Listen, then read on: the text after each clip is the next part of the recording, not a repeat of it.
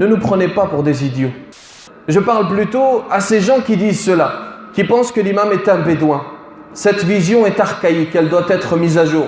L'imam aujourd'hui a également fait des études profanes. Il est également mathématicien, il est également physicien, il est également médecin. Il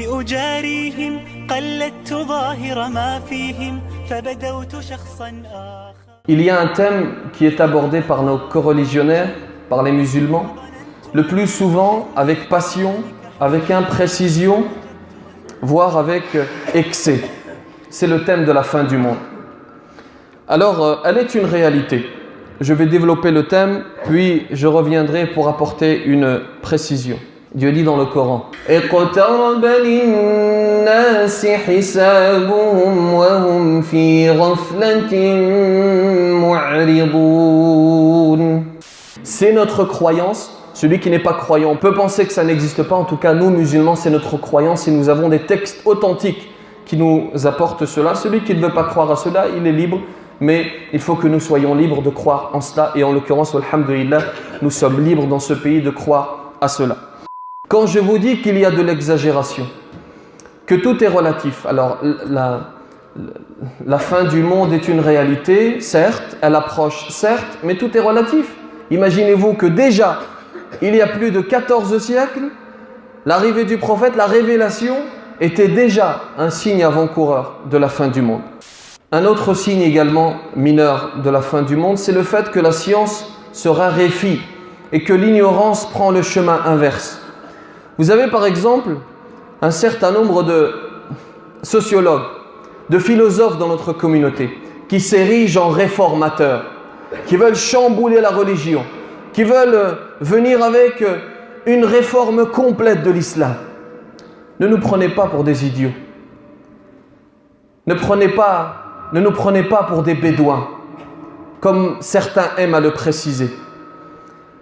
Comme si, j'ai toujours trouvé cette comparaison étonnante, comme si le bédouin n'était pas respectable, comme s'il n'avait pas son honorabilité, comme s'il ne vivait pas avec intelligence, comme s'il ne vivait pas avec sagesse, parfois même avec plus de sagesse que ces philosophes ou que ces sociologues ou ces réformateurs entre guillemets. Nous avons aussi fait des études.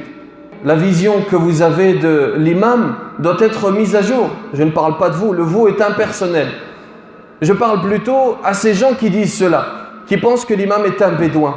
Cette vision est archaïque, elle doit être mise à jour. L'imam aujourd'hui a également fait des études profanes.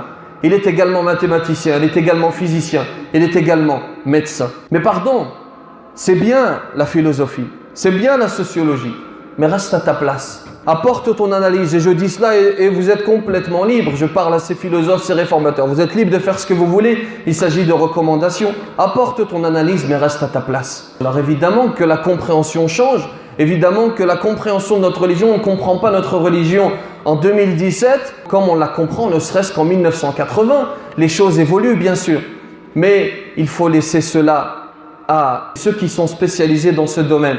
Est-ce que vous avez déjà vu un boucher faire une opération à cœur ouvert, mener une opération à cœur ouvert?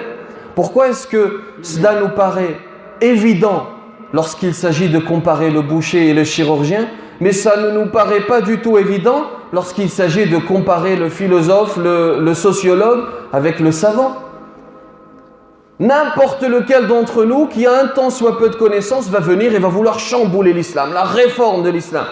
La réforme complète, la refonte de l'islam. Et si tu dis cela, malheureusement, tu es considéré comme un bédouin, comme un arriéré, comme quelqu'un qui ne connaît rien, comme un conservateur, un littéraliste, quelqu'un qui est victime de l'héritage.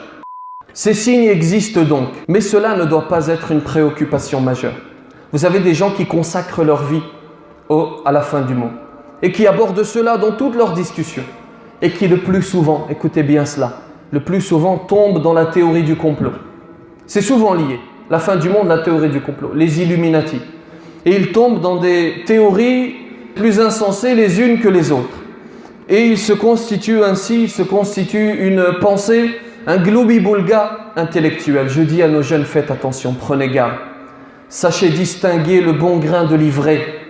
Votre cerveau est la cible de malveillants, de gens malveillants, de gens qui ne vous veulent pas du bien, de gens qui veulent vous rallier à leur cause à tout prix.